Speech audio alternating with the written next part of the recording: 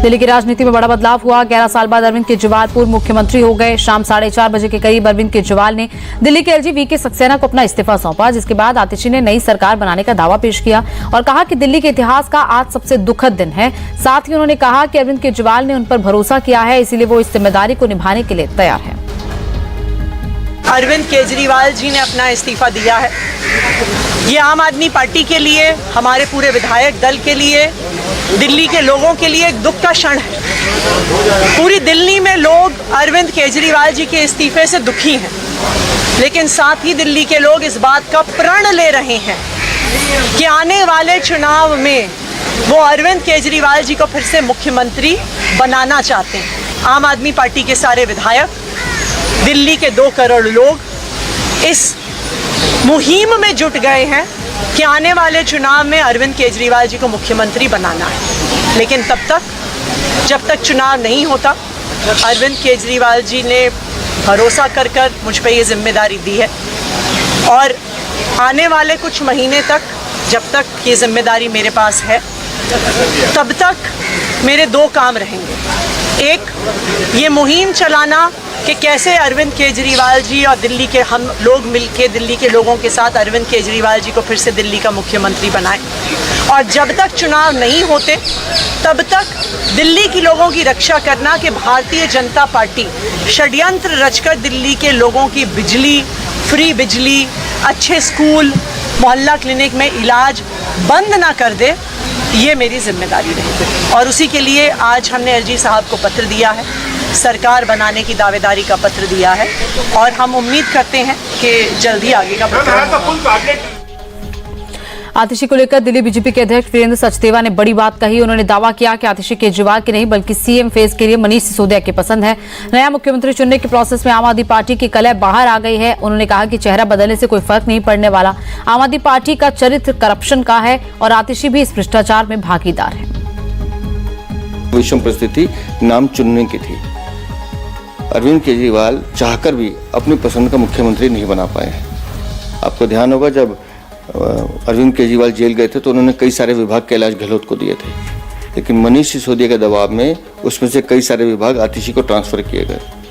तो आज भी मनीष सिसोदिया कैंप की ही चली और इनके विधायकों को अंतर्विरोध बैठक में देखने को मिला है। आम आदमी पार्टी ने मेक ओवर करने का प्रयास किया है, लेकिन आम आदमी पार्टी के मेक ओवर करने से इस पार्टी का चरित्र नहीं बदलेगा। जो भ्रष्टाचार के धब्बे आम आदमी पार्टी के दामन पर लगे हैं, वो भ्रष्टाचार के धब्बे इस मेक ओवर से ठीक नहीं होंगे। चेहरा बदल देंगे, चरित्र इनका भ्रष्टाचारी है, वो वहीं रहने वाला है। आतिशी मार लेना उस हर भ्रष्टाचार जो दिल्ली की सरकार ने किया उसका एक अंग रही है, उस मंत्रिमंडल का हिस्सा रही है, तो इनको जवाब तो देना पड़ेगा। वहीं इसके बाद केंद्रीय मंत्री गिरिराज सिंह ने भी अरविंद केजरीवाल पर तंज कसा। उन्होंने कहा कि केजरीवाल ने यह फैसला हरियाणा चुनाव की वजह से लिया है। उन्हें लगता है कि सीएम पद छोड़ने से उन्हें वोट मिल जाएगा, लेकिन ऐसा होने नहीं वाला। ये असली बात नहीं कह रहे हैं। केजरीवाल जिसने बेटा की कसम खाया था, आज वो केजरीवाल आज की तारीख में भ्रष्टाचार से जेल से निकलते हों और जज की टिप्पणी हो कि वो कोई सरकारी फाइल पर सिग्नेचर नहीं कर सकते।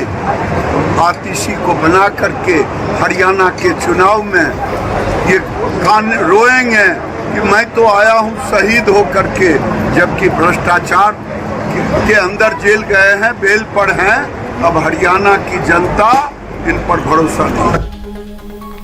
बीजेपी सांसद मनोज तिवारी ने भी केजरीवाल पर चुन चुन का निशाना साधा। उन्होंने कहा कि केजरीवाल ने जेल में भी रहकर सरकार चलाई और अब जब चुनाव आया तो कांटों भरा ताज महिला के सिर पर रख दिया। साथ ही साथ आतिशी को बधाई देते हुए उन्होंने दिल्ली में हुए करप्शन की हकीकत की सही जांच कराने को भी कहा।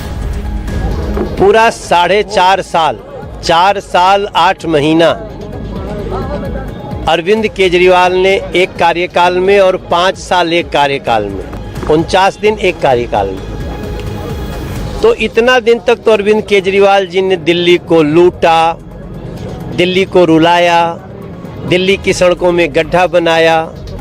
9 साल 8 महीना खुद राज किए और जब अंत आता है तो एक महिला को बिठाया है 2.5 महीने के लिए। यही इनका महिलाओं से प्रेम है कि हम 9 साल 8 महीना रहेंगे और लास्ट में तुमको बिठा देंगे।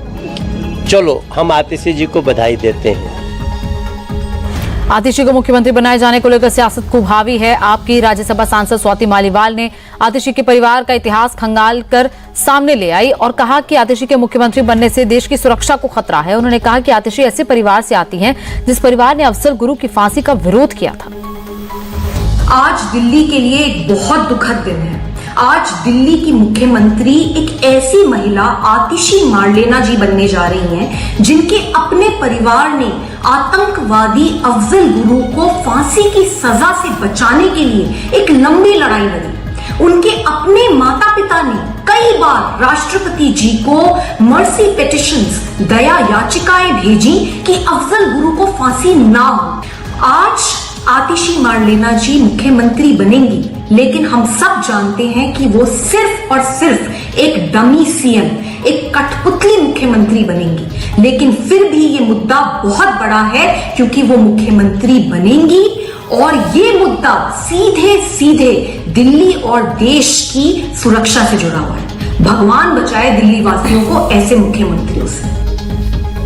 वहीं स्वाति मालीवाल के बयान पर आम आदमी पार्टी के नेता दिलीप पांडे ने उन्हें जवाब दिया। उन्होंने कहा कि कठपुतली आतिशी नहीं, स्वाति मालीवाल है जो बीजेपी की लिखी स्क्रिप्ट पढ़ रही हैं। अगर उनमें जरा भी शर्म बाकी है तो आम आदमी पार्टी की दी हुई राज्यसभा सीट छोड़ दें, बीजेपी ज्वाइन करें और बीजेपी के टिकट पर चुनकर राज्यसभा पहुंचे।